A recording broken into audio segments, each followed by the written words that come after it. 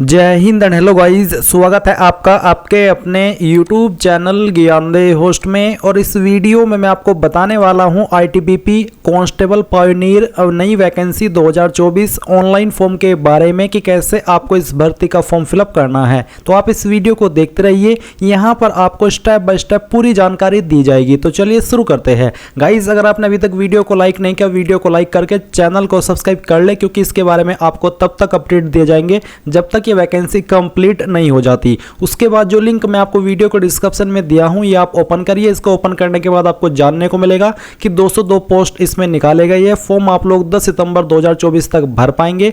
कौन सी ट्रेड में कितनी वैकेंसी है और अप्लाई करने के लिए आपसे क्या क्वालिफिकेशन मांगी है, वो आप यहाँ पर चेक कर सकते हैं। एज लिमिट देख सकते हैं और फिर यहाँ पर आपकी फीस देख सकते हैं, आपका फिजिकल स्टैंडर्ड देख सकते हैं। तो पूरी जानकारी आपको यहाँ पर दी गई है। सभी जानकारी चेक करने के बाद में आप इंपॉर्टेंट लिंक के सेक्शन में आएंगे और यहां से आपको अप्लाई ऑनलाइन लिंक ओपन करना है। देन आपके सामने ITBP की वेबसाइट आ जाएगी। अब मैं आपको बता दूं कि अगर आपने इस वेबसाइट का इस्तेमाल करके पिछले 2-3 साल के अंदर कोई भी फॉर्म भरा है तो आपका रजिस्ट्रेशन हो रखा है। आप डायरेक्टली लॉगिन के ऊपर क्लिक करके यहां पर आपकी रजिस्टर्ड ईमेल आईडी और पासवर्ड का इस्तेमाल करके ये कैप्चा कोड डाल करके लॉगिन कर लेंगे। अगर पासवर्ड भूल चुके हैं तो आप यहां पर रिसेट पासवर्ड के ऊपर क्लिक करके उसको रिसेट भी कर लेंगे। पर गाइस, अगर आप फ्रेशर है, इस वेबसाइट का इस्तेमाल करके पहली बार कोई फॉर्म भर रहे हैं तो आपको न्यू यूजर रजिस्ट्रेशन इसके ऊपर क्लिक करना है। यहां पर आने पर आपको सबसे पहले जो आपका फर्स्ट नेम है वो एंटर करना है। फर्स्ट नेम एंटर करने के बाद में यहां पर आप अपना मिडिल नेम एंटर करेंगे। अगर मिडिल नेम नहीं है तो आप इसको खाली छोड़ सकते हैं। देन आपको यहां पर आपका लास्ट नेम एंटर करना है। फिर यहां पर जो भी आपकी ईमेल आईडी है वो आपको एंटर करनी है। ईमेल आईडी को दोबारा डाल करके वेरीफाई कर देनी है।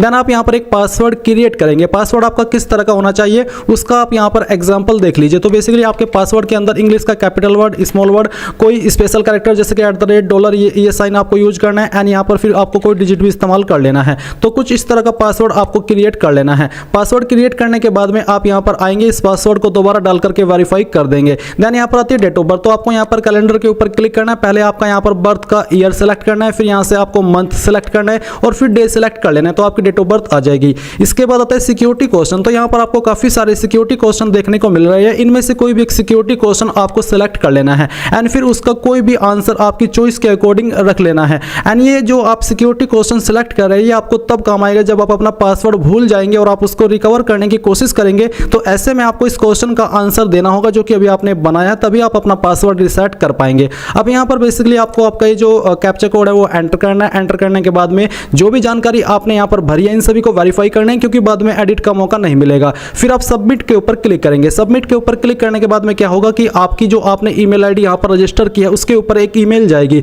जिसमें कि एक एक्टिवेशन लिंक दिया है। तो आपको जैसे ही ईमेल प्राप्त हो वो लिंक ओपन करना है। ओपन करने के बाद में आप यहां पर लॉगिन के पेज पर आ जाएंगे। अब आपको यहां पर आपकी रजिस्टर्ड ईमेल आईडी एंटर करनी है जो कि अभी आपने रजिस्टर की है। एंड फिर जो पासवर्ड अभी आपने बनाया वो पासवर्ड आप यहां पर डालेंगे, ये कैप्चा कोड फिल करेंगे एंड देन लॉगिन कर लेंगे। अब जैसे ही आप लॉगिन कर लेंगे, लॉगिन करने के बाद में आपके सामने कुछ ऐसा इंटरफेस आ जाएगा। मेरा जो अकाउंट है इस वेबसाइट के ऊपर पहले से बना हुआ है, इसलिए मैं यहीं से आपको जानकारी बताने वाला हूं। तो बेसिकली आपको करना क्या है, आपको यहां पर प्रोफाइल डिटेल्स के ऊपर क्लिक करना है। इस पर क्लिक करने के बाद कुछ जानकारी आपकी यहाँ पर दी हुई होगी जो कि अभी आपने रजिस्ट्रेशन के वक्त में भरी है और कुछ जानकारी आपको यहाँ पर भरनी है। जैसे कि आप यहाँ पर जो आपका मोबाइल नंबर है वो आप एंटर करेंगे। फिर जो आपका फादर का नेम है ये आपको 10th के सर्टिफिकेट के अकॉर्डिंग ही एंटर करना है। आपकी मदर्स का नेम आपको एंटर करना है। कंट्री के अंदर आप यहाँ पर इंडिया से है तो इंडिया सेलेक्ट करेंगे, अगर नेपाल भूटान से है तो नेपाल भूटान सेलेक्ट कर लेंगे। देन यहाँ पर नीचे आता है आपका परमानेंट एड्रेस। तो जो भी आपका परमानेंट एड्रेस है आपकी आईडी के अकॉर्डिंग वो आपको फिल करना है। जैसे कि यहाँ पर आप अपना एड्रेस फिल कर देंगे इन 2 लाइन के अंदर। स्टेट आपकी जो भी है वो स्टेट आप यहां से सेलेक्ट कर लेंगे। फिर उस स्टेट के अंदर आपकी कौन सी डिस्ट्रिक्ट है वो डिस्ट्रिक्ट आपको सेलेक्ट कर लेनी है और अपना पिन कोड डाल देना है। नीचे आता है correspondence address same as permanent address, यानी कि आपका कोरेस्पोंडेंस यानी प्रेजेंट एड्रेस। तो अगर आपका प्रेजेंट और परमानेंट एड्रेस सेम है तो आप यहां पर इसके ऊपर टिक कर देंगे। अगर अलग अलग है तो अनटिक करके अलग से अपना कोरेस्पोंडेंस यानी कि प्रेजेंट एड्रेस फिल कर दीजिएगा। ये फिल करने के बाद में यहां पर आती है अदर डिटेल, जहां पर आपसे आपका रिलीजन पूछे। तो जो भी आपका रिलीजन है, हिंदू, मुस्लिम, बुद्धिस्ट, क्रिश्चियन, तो वही आप यहाँ पर सेलेक्ट कर लीजिए। इसके बाद आती है नेशनलिटी। तो नेशनलिटी आपकी बेसिकली इंडियन है तो आप इंडियन सेलेक्ट कर लीजिए। अब यहाँ पर आपके सामने क्वालिफिकेशन की जानकारी आती है। तो सबसे पहले आप क्वालिफिकेशन डिटेल में यहाँ पर 10th सेलेक्ट कर लेंगे और फिर आपको 10th बताना है कौन से इंस्टीट्यूट यानी कि स्कूल कॉलेज से किया है, उसका नाम आप यहाँ पर देंगे। परसेंटेज कितनी थी वो आप यहाँ पर भर देंगे। अगर आपके नंबर CGPA के अंदर थे तो आप यहाँ पर उनको परसेंटेज में कन्वर्ट करके फिल करेंगे। गाइज, यहाँ पर मैंने ऑलरेडी और भी काफी सारी पोस्ट पर अप्लाई किया है, तो इसलिए मैं यहाँ पर उन पोस्ट की क्वालिफिकेशन को हटा करके इस पोस्ट पर अप्लाई करने के लिए क्या क्वालिफिकेशन चाहिए होगी वो मैं आपको बता रहा हूँ। तो आपने 10th की इन्फॉर्मेशन तो दे दी, फिर उसके बाद आप प्लस के आइकन के ऊपर क्लिक करेंगे।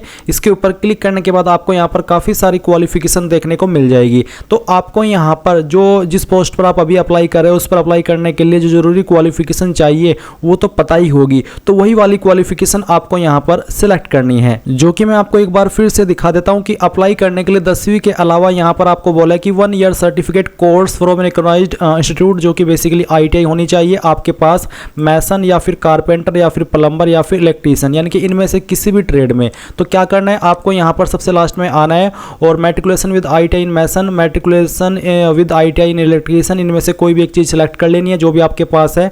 और ये सिलेक्ट करने के बाद में फिर आपको बताना कि कहाँ से आपने आपकी जो ITI है वो की है, क्योंकि आप ऑलरेडी 10th की इन्फॉर्मेशन तो अलग से भर चुके हैं, अभी आप ITI के दे रहे हैं, तो आप यहाँ पर ये सिलेक्ट कर लें। या फिर आप डायरेक्टली सिर्फ एक क्वालिफिकेशन भी दे सकते हैं, यानी कि 10वीं की इन्फॉर्मेशन ना दे करके डायरेक्टली मैट्रिकुलेशन विद ITI मैसन ये दे सकते हैं। पर उसमें कन्फ्यूजन होता है कि उसमें आप क्या इंस्टीट्यूट नेम भरे और क्या परसेंटेज भरे, इसलिए पहले 10वीं की जानकारी अलग से भर दें, फिर आपको ITI की जानकारी यहाँ पर इस वाले सेक्शन में देनी है। और उसके बाद अगर आपके पास कोई और भी क्वालिफिकेशन है तो प्लस के आइकन के ऊपर क्लिक करके उसको भी दे दीजिएगा। फिर आप यहाँ पर आपका जेंडर सेलेक्ट करेंगे, मेल या फिर फीमेल। उसके बाद में मैरिटल स्टेटस क्या है, अनमैरिड, विडो, मैरिड, जो भी है वही टिक कर दीजिएगा।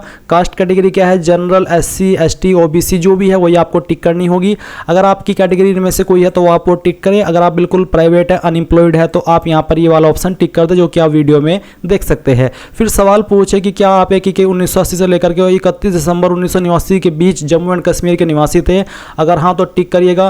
1984 दंगे के डिपेंडेंट है तो सेकंड वाले के ऊपर टिक। और अगर 2002 कम्युनल जो दंगा हुआ था उसके आप डिपेंडेंट हैं तो आप तीसरे के ऊपर टिक करेंगे। अगर आप इनमें से किसी चीज़ से भी अफेक्टेड नहीं है तो आप 4th के ऊपर टिक कर देंगे। फिर आपको यहाँ पर नीचे आना है और उसके बाद में आप यहाँ पर सभी जानकारी चेक करने के बाद सबमिट के ऊपर क्लिक करेंगे। सबमिट के ऊपर क्लिक करने के बाद ये जानकारी आपकी सबमिट होगी। फिर आपको अपलोड इमेज वाले सेक्शन पर आना है। मैं ये फॉर्म डेमो के लिए भर रहा हूँ तो मैंने यहाँ पर एक रैंडम फाइल अपलोड करके रखी है। आपको ध्यान देना कि आपके फोटो का साइज 30 से 100 KB के बीच में और सिग्नेचर का साइज 15 से 30 KB के बीच में होना चाहिए। तो आप चूज फाइल के ऊपर क्लिक करेंगे और जहाँ पर भी फोटो फाइल है वो सिलेक्ट करेंगे और ओपन कर देंगे। इस तरह से वो आपकी फाइल यहाँ पर आ जाएगी। और उसके बाद आप आपका साइन सेलेक्ट करेंगे, फिर आपको यहाँ पर टिक करना है और उसके बाद सबमिट कर देना है। जैसे कि मैंने अभी यहाँ पर फोटो को रिप्लेस किया है तो देख सकते हैं आपका फोटो इस तरह से आ जाएगा। जब आपकी चीज़ कंप्लीट हो जाए तब आप यहाँ पर अप्लाई वाले सेक्शन के ऊपर क्लिक करिए। अप्लाई पर क्लिक करने के बाद में गाइज आपको यहाँ पर आपकी जो वैकेंसी लाइव है वो देखने को मिल जाएगी। अगर आप किसी वैकेंसी पर एलिजिबल नहीं है तो आपको बोला जाएगा कि आप क्वालिफिकेशन की जानकारी अपडेट कीजिए। जैसे कि यहाँ पर मैं मैसन की पोस्ट पर एलिजिबल हूँ, आप देख सकते हैं कांस्टेबल, पायनियर, मैसन और जनरल बोथ, यानी कि मेल फीमेल दोनों अप्लाई कर सकते हैं। और आपको अप्लाई का लिंक देखने को मिलेगा।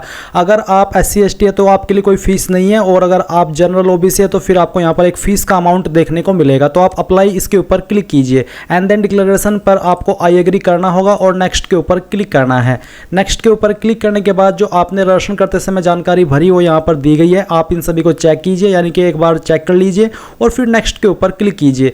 इसके बाद आपके सामने ये जानकारी आएगी इस तरह की पेमेंट की, आप इसको आई एग्री कीजिए और आई एग्री करने के बाद सबमिट कर दीजिए। सबमिट करने के बाद में ये जो आपका एप्लीकेशन फॉर्म है वो सबमिट हो जाएगा, यानी कि आपको कुछ और इसमें एक्स्ट्रा चीज़ करने की आवश्यकता नहीं है। पर गाइज अगर आप इस फॉर्म को जनरल OBC से भर रहे हैं तो फिर आपको यहाँ पर इस क्लिक के बाद में पेमेंट भी करना है, तभी जाकर के आपका फॉर्म कंप्लीट माना जाएगा। गाइज जैसे ही आप सबमिट कर देंगे तो फिर आप यहाँ पर डैशबोर्ड में जाकर के अपना जो एप्लीकेशन फॉर्म का प्रिंट है वो ले पाएंगे। एंड इस तरह से आप लोग ITBP constable Pioneer online form 2024 भर पाएंगे। आई होप ये प्रोसेस आपको पसंद आया होगा। अगर आपका कोई भी सवाल, कोई भी डाउट रह गया हो किसी भी जानकारी को लेकर के तो आप कमेंट के माध्यम से पूछ लीजिएगा। अगर आपने अभी तक वीडियो को लाइक नहीं किया, वीडियो को लाइक करके चैनल को सब्सक्राइब कर लीजिएगा। Thanks for watching. जय हिंद।